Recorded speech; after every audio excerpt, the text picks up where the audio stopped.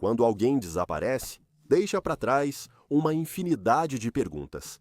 Os entes queridos, muitas vezes, ficam meses, anos ou até décadas em um limbo, sem estarem mais próximos da verdade do que estavam no dia do desaparecimento. Mas às vezes, a pessoa desaparecida retorna ilesa.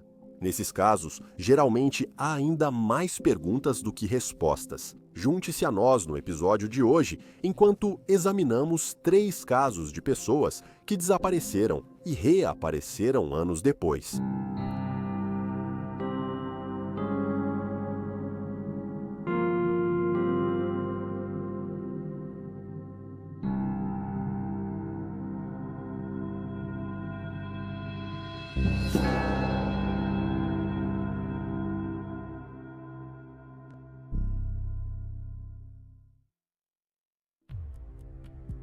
Petra Pazitka, de 24 anos, foi vista pela última vez em 26 de julho de 1984.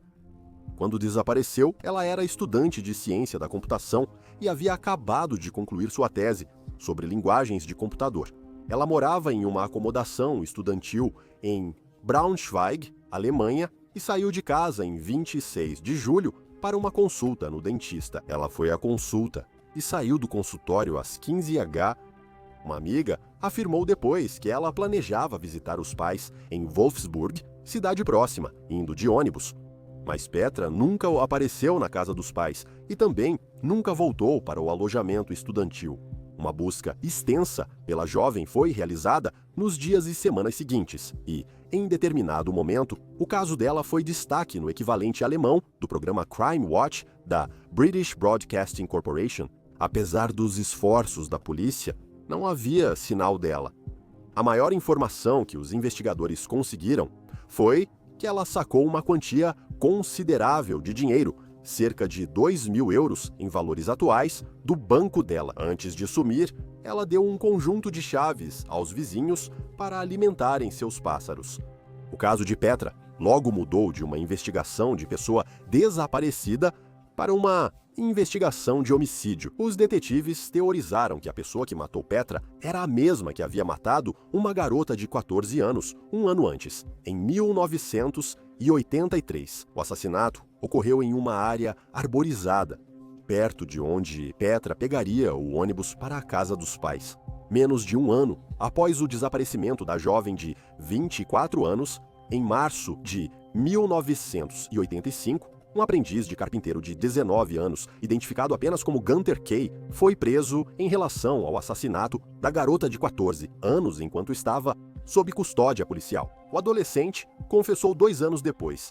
Ele também admitiu ter assassinado Petra em 1984. Após a confissão, a jovem de 24 anos foi declarada morta em 1989. Durante anos, os amigos e familiares de Petra acreditaram que ela estava morta, mas tudo veio à tona em setembro de 2015, quando uma mulher de 55 anos chamou a polícia para seu apartamento em Düsseldorf após ter sido assaltada. Os investigadores começaram a apurar o assalto, mas logo descobriram que a moradora do apartamento usava nome falso. Enquanto era interrogada pela polícia, a mulher revelou que era Petra Pazitka e que havia desaparecido. Em 1984, ela comprovou quem era ao apresentar seu registro geral de 30 anos. A polícia descobriu que Petra morou em várias regiões da Alemanha Ocidental, mas fixou residência em Düsseldorf. Há pouco mais de 10 anos, ela vivia sem cartão de seguridade social, passaporte, carteira de motorista ou conta bancária. Eles observaram que ela não pode ser responsabilizada criminalmente por seu desaparecimento, porque nunca usou documentos falsos. Ela nunca precisou mostrar documentos oficiais a ninguém. Não se sabe o que ela fez ou como sobreviveu nesses 31 anos desde o desaparecimento. Ela também se recusou a declarar publicamente por que deixou sua antiga vida para trás, dizendo apenas aos investigadores que não quer contato com o público nem com a família. Atualmente vivendo na região de Gifhorn, o pai dela morreu alguns anos antes de ela ser encontrada, enquanto a mãe e o irmão ficaram em choque e choraram quando souberam que ela estava viva. As autoridades afirmaram que perguntaram a ela se sua casa era violenta ou abusiva de alguma forma. Mas ela deixou claro que não era o caso. Petra não se reuniu com a família, mas eles escreveram uma carta para ela e pediram à polícia que a entregasse caso ela mudasse de ideia. Anton Pilipa tinha apenas 35 anos quando desapareceu do Canadá em 2012. Ele foi visto pela última vez na cidade de Vancouver, onde morava na época. Durante 5 anos, o paradeiro de Anton foi um mistério.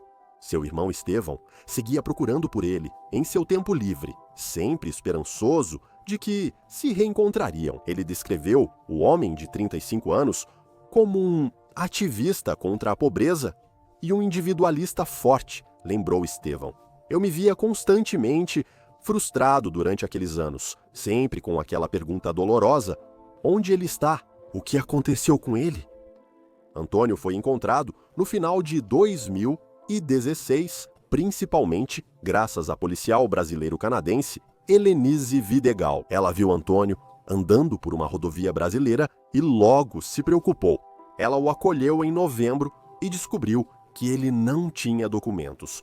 Helenise havia morado no Canadá de tempos em tempos ao longo dos anos e tinha cidadania canadense. Então, ela começou a questioná-lo em inglês, como ela lembraria depois. Eu sabia que ele não pertencia àquela estrada. Anton é diferente dos brasileiros dos Estados Unidos. Ele se destaca. Ela disse que na conversa inicial, com o homem de 39 anos, ele não parecia confiável, nem disposto a revelar muitos detalhes sobre sua identidade ou vida. Ela só entendeu que Anton era do Canadá, o que fez Helenise pensar que talvez pudesse achar sua família. Enquanto isso, Anton foi levado para um hospital no Brasil, porém, pouco tempo depois, ele conseguiu fugir da unidade e buscou refúgio em uma densa floresta no estado do Amazonas, no norte do país. Helenise lembrou do pânico ao saber da fuga de Anton e afirmou: esta é a região onde falamos de grandes predadores como crocodilos e felinos selvagens. Tínhamos medo que ele fosse devorado por um desses animais. No entanto, uma busca minuciosa na área permitiu que as autoridades localizassem o homem de 39 anos e ele foi hospitalizado em Manaus. Helen Ice começou a buscar a família de Anton assim que o pegou na estrada. Ela usou as redes sociais para divulgar a imagem dele, esperando alcançar as pessoas certas, e conseguiu. No mês seguinte, Stefan viu a postagem, ficou chocado e achou que poderia ser seu irmão perdido há muito tempo. No entanto, ele lembrou que não queria criar expectativas na época, só por precaução. Stefan então fez os preparativos para viajar ao Brasil, ajudado em parte por uma campanha de financiamento coletivo que o auxiliou a pagar pela viagem, que não se limitou apenas a passagens aéreas e hospedagem, mas também cobriu despesas hospitalares e taxas consulares. Em janeiro de 2017, Stefan chegou ao Brasil. Ele lembrou que, ao ver Anton pela primeira vez, ele parecia muito acabado. Ele observou que a saúde do irmão estava começando a se deteriorar, mas ficou aliviado por ter chegado bem a tempo. Meses depois, ao falar com a CBC News, ele afirmou que seu irmão estava indo surpreendentemente bem. Anton disse à British Broadcasting Corporation Brasil que estava feliz por ter sido encontrado e afirmou: sei que sou muito sortudo por estar vivo. Estou muito feliz em voltar para minha família. Muitos dos detalhes sobre onde Anton esteve durante os 5 anos em que ficou desaparecido e o que ele fez ainda não estão claros. Com o irmão dizendo que não queria pressioná-lo quando ele chegou em casa, ele concluiu que seu irmão provavelmente fez a jornada que fez do Canadá ao Brasil, andando a pé, às vezes sem sapatos, além de pegar carona e se esconder na traseira de caminhões. Stefan disse à imprensa que seu irmão enfrentava problemas de saúde mental antes de desaparecer e que a família teve dificuldade para conseguir a ajuda necessária.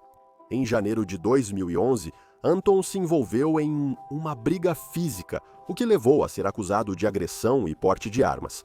Ele sumiu pouco antes de comparecer ao tribunal. Nas semanas seguintes, sua família foi avisada. A polícia visitou abrigos e entrou em contato com prisões e necrotérios em busca dele, mas nenhum vestígio foi encontrado. Anton fez uma jornada de 10.000 quilômetros durante seu desaparecimento, sem sapatos e apenas com as roupas do corpo. Estevão afirmou posteriormente que descobriu que uma das motivações do irmão era chegar à Biblioteca Nacional de Buenos Aires, na Argentina. Quando finalmente chegou lá, foi barrado por falta de documento de identidade. Depois, viajou para o Brasil. Antônio revelou que sobreviveu colhendo frutas e bagas, contando com a bondade de estranhos e vasculhando restos de comida e roupas descartadas em lixeiras. Ele iniciou a viagem com uma mochila, mas foi roubado de seus poucos pertences várias vezes. Antônio concluiu que, embora tenha encontrado algumas pessoas ruins em sua jornada, recebeu muita generosidade, observando: "Nunca me senti sozinho. Passei anos refletindo, dormindo ao ar livre. É muito simples viver, não precisamos de muitas coisas." Edgar Latulip, de 21 anos, foi visto pela última vez em setembro de 1986, em Kitchener, Ontário, Canadá.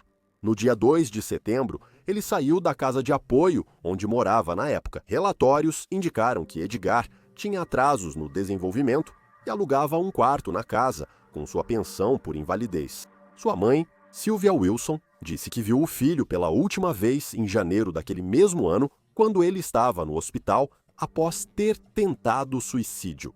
Ela lembrou que, ao vê-lo, ele parecia muito magro e ela ficou preocupada com seu bem-estar. Isso levou a suspeitas de que Edgar saiu de casa em 2 de setembro para tentar tirar a própria vida mais uma vez. A Polícia Regional de Waterloo investigou o desaparecimento e descobriu que o jovem de 21 anos comprou uma passagem para Niagara Falls em um terminal de ônibus próximo, mas não conseguiu rastreá-lo. Além disso, as cataratas do Niágara são famosas como atração turística e também por suicídios, o que preocupava os investigadores. O sargento Randy Close declarou: "Estamos preocupados com o bem-estar dele por causa do seu estado mental. Quando pessoas desaparecem assim, como esse sujeito por tanto tempo, então imaginamos o pior." Anos depois, em 1991, a organização Vítimas da Violência passou a usar nova tecnologia em aeroportos e outros locais públicos para exibir fotos de desaparecidos e tentar alcançar possíveis testemunhas. No caso de Edgar, porém, não surgiram novas pistas. Em 1993, a polícia investigou um suposto avistamento dele em Hamilton, mas nada foi comprovado. O caso voltou a esfriar até 2008, quando vários casos antigos foram reexaminados. A divisão de homicídios assumiu os 20 casos ativos de desaparecidos na região e iniciou novas investigações sobre esses casos há muito esquecidos. A mãe de Edgar continuou mantendo uma ponta de esperança. Ela se questionava se alguém havia se aproveitado do jovem de 21 anos, pois ele tinha compreensão de uma criança pequena. Ela disse aos repórteres que sempre temeu que ele tivesse sido assassinado, mas sem nenhuma evidência concreta. Ela teve dificuldade para descansar e disse: "Quando Edgar desapareceu, fiquei muito doente. Tive que tirar uma licença do trabalho. Estava à beira de um colapso nervoso. Edgar ficou desaparecido por 3 décadas inteiras. Só em 2016 é que finalmente houve um avanço no caso, quando, em 10 de fevereiro, a polícia anunciou a melhor notícia possível. Edgar havia sido localizado, seguro e bem. Na época, morava em St. Catharines, Ontário, e resolveu o próprio desaparecimento ao lembrar de sua identidade real. No dia do seu desaparecimento, Edgar deixou a região de Waterloo e seguiu em direção a St. Catharines. Embora ele tenha parado na região da Nigéria, ficou lá por pouco tempo. Durante sua estadia, ele sofreu uma lesão na cabeça, o que afetou sua memória, deixando-o sem identidade e sem lar. Edgar resolveu recomeçar a vida, sem saber que havia gente em Waterloo à sua procura. A nova vida de Edgar não tinha sido particularmente fácil. Ele enfrentou a falta de moradia e geralmente dependia dos serviços sociais para conseguir se manter. Ele tinha uma vida tranquila e reservada, sem usar redes sociais. Em janeiro de 2016, ele informou a assistente social que começava a recuperar algumas memórias. Ao afirmar que seu nome verdadeiro era Edgar Latulip, a assistente social pesquisou o nome e investigou o caso. A polícia de St. Catharines coletou uma amostra de DNA, comparando-a com outra fornecida por sua mãe no ano anterior. Foi uma combinação, lembrou Sylvia. Eu fiquei simplesmente impressionado. Após 30 anos, Sylvia e Edgar se reencontraram. Ele logo pediu desculpas. Depois, ele contou a ela sobre sua vida em São Catarino. Como fez amigos, tinha seu próprio apartamento e sobrevivia com uma pensão por invalidez do governo. Infelizmente, o pai de Edgar havia falecido em 2000, o que significava que só restava a mãe dele na família, afirmou ela. Eu só quero conversar com ele e ajudá-lo no que eu puder. Eu só quero vê-lo. E aí estão os fatos. Por favor, deixe um comentário aqui embaixo com seus próprios pensamentos e reações. E lembre-se de curtir este vídeo e se inscrever para apoiar o canal. Obrigado por assistir. Fique atento, fique seguro e até a próxima.